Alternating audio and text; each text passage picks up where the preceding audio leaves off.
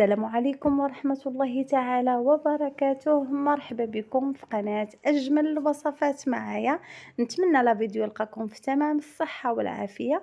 واللي أول مرة غيزور القناة ما ينساش يشترك ويفعل زر الجرس باش يوصلوا دائما جديد الوصفات، وما تنسونيش من واحد الاشتراك في القناة فضلا وليس أمرا.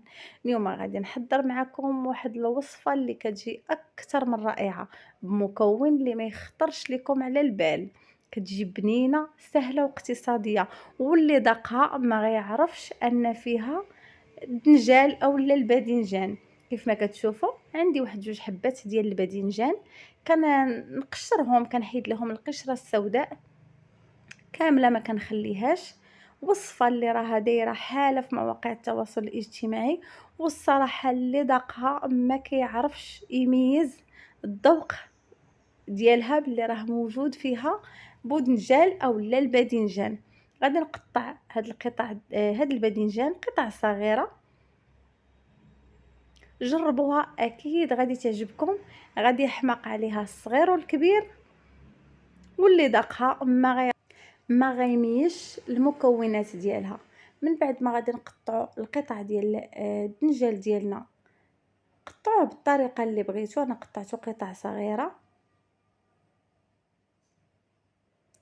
ضروري غادي نضيفوا ليه تقريبا واحد نصف لتر ديال الماء.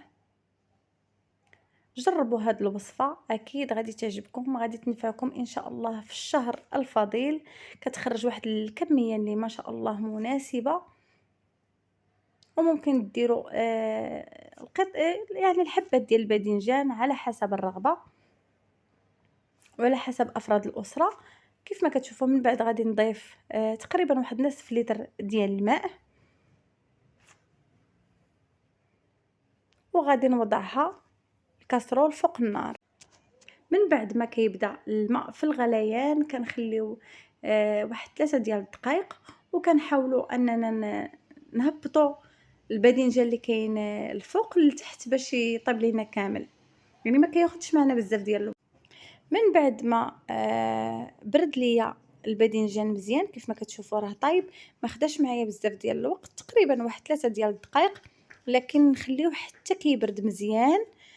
كنضيفو نحطو في الآلة ديال الطحن اولا المولينكس. ضفت ليه نصف كأس ديال السكر، تقريبا ما يعادل واحد 4 ديال المعالق اولا 3.